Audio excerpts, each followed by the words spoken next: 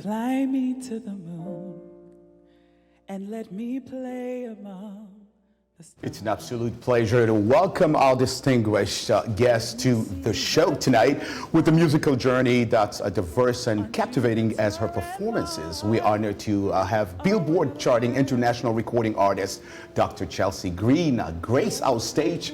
Hailing from the vibrant city of Houston, Texas, Dr. Green's musical roots run deep, blossoming from her family of jazz and funk musician. Her journey commenced at the tender age, we should say, of 5, mastering her violin with a skill that surpassed her age. Since then, she's earned recognition and scholarships, earning degrees from prestigious institutions like the University of Texas at Austin and the Peabody Conservatory of Johns Hopkins University.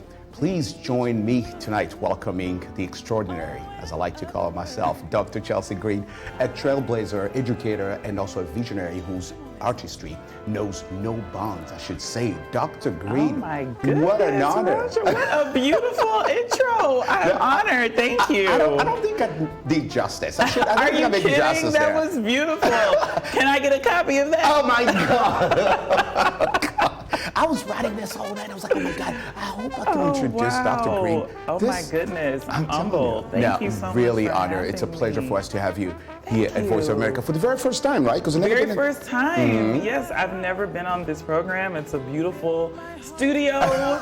This is beautiful. Thank you so much for having me. Thank you. And you had to drive a long drive to It get was a here. journey this morning. Right? It was a captivating Right? journey this morning to get here, but God's grace. Oh, Amen. great. Thank you, Yes. Dr. Green. And I know I'm calling you Dr. Green. I know you like to go by Chelsea, but I'll call you Dr. Green with the respect of everything that you already do. Thank you. Dr. Green, tell us a little bit about what inspired you, and that's what I wanted to know first, to fuse traditional classical technique with popular music genre in your performances, because I've been watching your videos and I'm like, whoa, this is a good mix. Well, what would thank inspire you to do you. that? You know, when I was introduced to the violin very young, I come from a musical family, and I was very fortunate to grow up in a family where violin was a musical instrument and not a classical one. So while I was immersed in classical training through my youth and even in college, but my dad introduced me to jazz. I was playing at church a lot, and I always just enjoyed music that made you feel connected, made you feel inspired or encouraged, made you think a little bit, right? And made you groove. And that's always what I wanted to do with my original music. And so it became a blend of everything. And you know, I always want to pay homage to Black American music. Wow, It's really? shaped not only just our journey in this country, our voice Right, in of America, course. literally, but a culture, you know, as well. So combining all of those genres and style has been just very meaningful to me. That's profound. And you're mentioning how growing up in a family of jazz, you know, and funk, you know, how did and tell a little more about how did that early exposure to this genre influence actually your musical style? Just having fun. Really? I was just so excited to be around music that felt good and made me feel happy, made that joy stay within. And I was like, this is what I want to do. I didn't even know that I wanted to do music until I got to college. So, wow. yeah, I was on my way to hosting a radio program.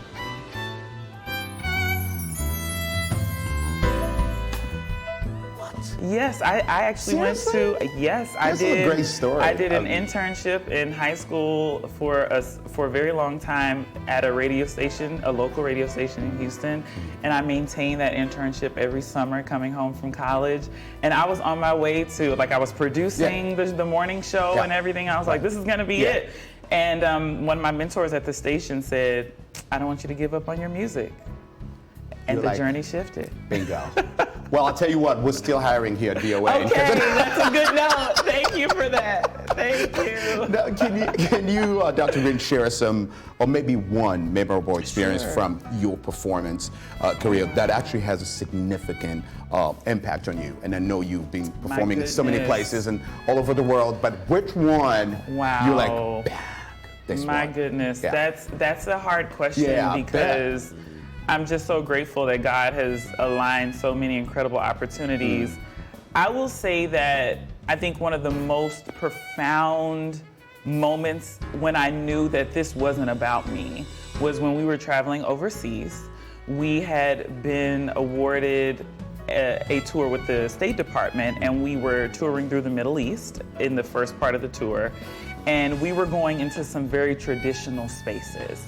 So I was performing as a young Black woman with a band of all male Black men, and I had several women come up to me after the performance and say, I've never seen a woman be in a leadership role in that way on stage in front of like a group of men that are, you know, respecting this collaboration moment of leadership in this way.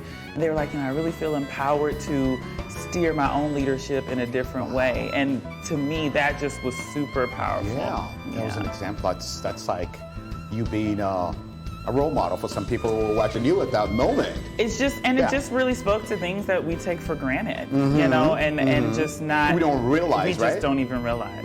Exactly. Now, as a highly, you know, accomplished musician and educator, I was saying it earlier when I was introducing you.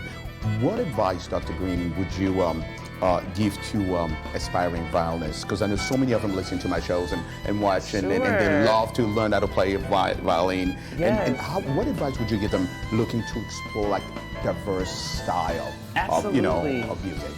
I would say technical foundation is always paramount to me. Making sure that your setup, your hands, everything feels really comfortable so you can move seamlessly through different genres and styles. I think that type of security in your form and your setup really will allow your body to embrace different styles, different rhythms, different timbres, different tonalities, different articulation, and that's really what gives you that special voice on your instrument. Great advice. Thank I you. wish I knew how to even hold the violin. We can get that. We can work that out, Roger. We can make that happen, okay? Jeez, listening to you talk, I'm like, what did I do in my life? And you started at age of 5, and I read some stuff, and I was reading things and trying to educate myself about violin, and I saw that some people saying, when you start as early as 5, that's good. Some people were saying that they started at age of 7. For them, they thought it was even late. You know, and that's so how'd that work? Everyone has their own opinion on that. I think that you can introduce things to kids, and they're sponges. It's like if it sticks, great. If it doesn't, let's move to what interests them. And I just was really fortunate to have a family of musicians that didn't like force me to practice. They didn't do anything. It was very much, do you want to be part of this collaborative experience? Do you want to do this? And it was a very much community-based feeling of encouragement instead of like, you know, you have to force you to do this and that. So I came to it where it felt comfortable and I wanted to approach the instrument in that way. That's unbelievable. That's great. Now, I was telling you earlier that I didn't want to call you Chelsea. I want to call you Dr. That's Green. what you said. Yes, yes. What, Dr. Green, motivated you to pursue your career and like a higher education in music? As I was saying, also including doctor in music art degree. What really made you do it? You already did music since the age of 5. That is a really interesting story.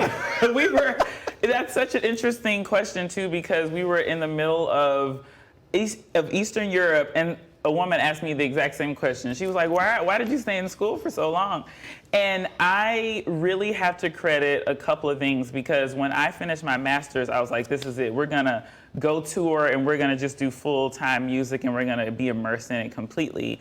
And I had an opportunity extended to me to pursue the doctorate on scholarship, and that would have afforded me the ability to stay in the area and grow the group even more. So I was really excited about just an opportunity to stay and grow. But on the other side of the doctorate at this point, I can say I am very profoundly touched by having to have gone through the rigor of a classical doctorate program at the same time as managing a contemporary jazz and R&B ensemble and career. I think the dichotomy and the opportunity in that, the challenge in that, what it meant for me to grow academically, professionally, and musically really, really changed how I approach really what it meant to be an artist. It really touched all points of my artistry. Wow. Awesome. Now, from performing at prestigious venues, right? Different places like Carnegie Hall. Yes. Oh my God. Yes. And appearing at the Grammy, right? Yes. Awards. Yes. What have been some highlight of your career so far? Oh my goodness, so many. I'm sure. So Yeah, many. those are just the two. You know, we're here in DC, Yeah. so I'll pinpoint one in DC at the arena. I was called the night before Stevie Wonder's Songs in the Key of Life tour. What? And asked if I would join their local string section to support that show that evening. And I dropped everything. I said, absolutely, are you kidding me? This is Stevie Wonder. And we had no music, like we didn't have anything going into the rehearsal, so it was very much like, you know, sit down, sight read, be very professional, like have your best listening ears on, and to experience a rehearsal with Stevie Wonder, I think was such a transformative moment to me, because to hear how he listens, how he is so considerate of every single musician that's on the stage with him. He was like that?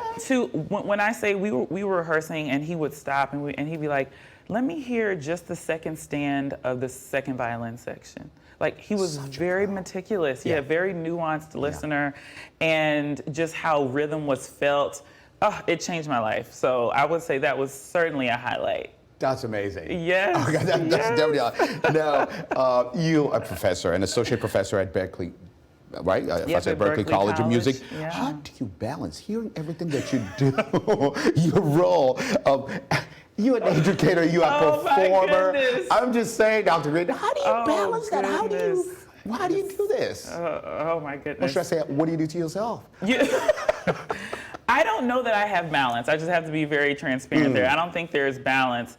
But I will say my journey as an educator, to me, is important, because to have a position as a Black woman string professor at an American college or university, to me, is just such a divine appointment.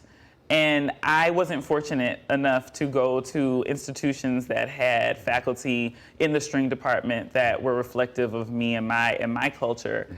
And so to have that appointment, to me, and to be involved in still maintaining a professional performing career, I feel like there's a touch point that I want to give the youth about, this is the reality. This is what it is going to take for you to, you know, have a career in this industry. And let's talk about options. Let's talk about if this path doesn't necessarily work, or if you need to get, you know, a plan B through infinity. Right. You know, like, let's build you in a way that you can be a very diverse, capable artist in many different ways. And so it's very important to me to give back to the youth as much as possible, just after having been so profoundly impacted by mentors myself. This is great, because so many young people listen to my shows, and they'll love to hear this. Oh yeah, this is great. And they actually will love my next question. You had the opportunity to share the stage with, you just named it, Stevie Wonder. Yes. Lizzo. The Wu-Tang, right? The Wu-Tang Clan. I mean, that's unbelievable. Like, you know, so beside, you told us about Stevie Wonder. What about Lizzo and Wu-Tang? I mean, Lizzo. When I was growing up, the Wu-Tang was like, that was me. I was like, right. I mean, quickly, I'll just try to go through that, through both of those experiences. I mean, Lizzo is a phenomenal musician. Like, she can play that flute meticulously. Like, she's super, super duper talented. I didn't think that she was that. Oh my gosh. Yeah, because I thought somebody was stunning. playing for her. I didn't know she was that good. No. She was a very, like, competitive, like, professional musician, even pre-pop star Lizzo. Oh, wow. So yeah, I think, you know, learning from her and her recording process, seeing how she's so carefully considerate of every note and encouraging. She just was we were afforded an opportunity through String Candy Music to have an all-Black female orchestra support Lizzo on her opening number on the Grammys. And she was just so excited. She was like, look at us here doing this together, very open to us doing it, you know, as one body and one sound. And that was just a beautiful moment. And Wu-Tang, let me tell you, RZA kept me on my toes, okay?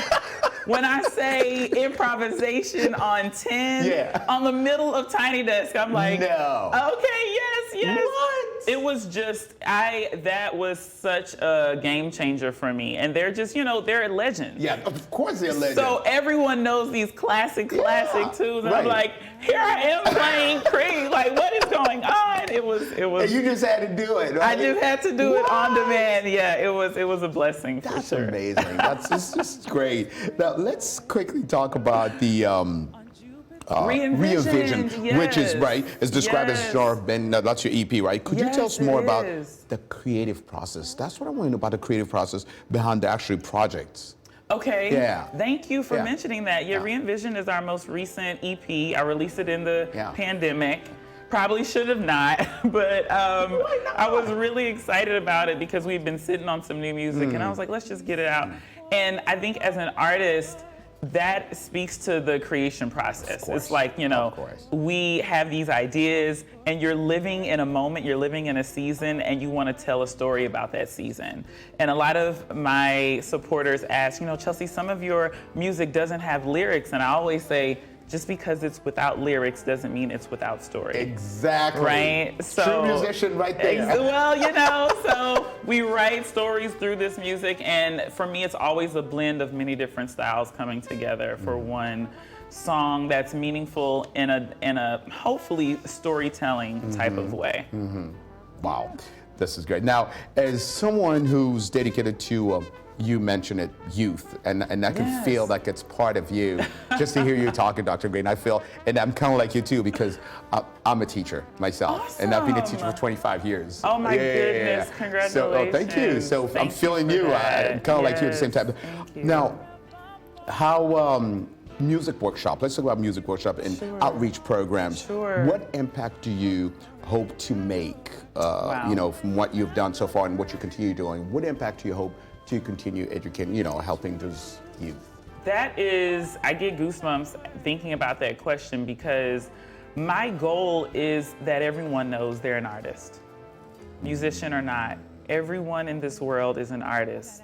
I'm always touched knowing that, you know, there is a single mother this morning navigating multiple children, her job, getting everybody to school, making sure everyone's fed, this and that, and doing it seamlessly, and that is improvisation. An architect that has to build and engineer, you know, how we're moving literally through the world, that's improvisation, just as much as it is to see a group of legendary jazz musicians on stage collaborating in real time. That is all improvisation. So sparking creativity, making sure that everyone knows how special and divinely unique they are, and how they can use their own creativity to be successful in whatever discipline they decide to pursue. That's our goal with our outreach workshops. That is awesome. Dr. Chelsea Green, I would love to keep you here to hear you. You just have it. You can speak to us. I don't even know why I'm asking questions. I could just let you talk. Are you kidding? Thank you so much for having me. It's an honor and a privilege, really. Absolutely. And what's next for Dr. Green? Wow. We're excited. We have some shows coming up this summer. We're going to be in New York on June 7th at Cafe Wa. We're going to be in Philadelphia in August at South Jazz Club, and we're doing a bit of touring in the fall as well. Oh, and we'll be in North Carolina on June 29th at the One Love Festival. So a lot of live shows coming up. A lot of live shows coming. And of course, we have a website we can find you. You're all over social media. Website, yes, is chelseagreen.com, CHELSEY, green like the color.com. And on Instagram at Dr. Chelsea Green. Trust me, you have a big fan here, Roger Muntu from VOA. So sweet. Thank you so much, Roger. It has been such an honor to be here and talking with you. Thank you, Dr. Chelsea Green. That was Dr. Chelsea Green, who was our guest today. And thank you so much for all of you guys watching us from all over the world. And I want to thank our technical director and the technical team on the back that you don't see. The people who actually make the show. Thank you so much. So long.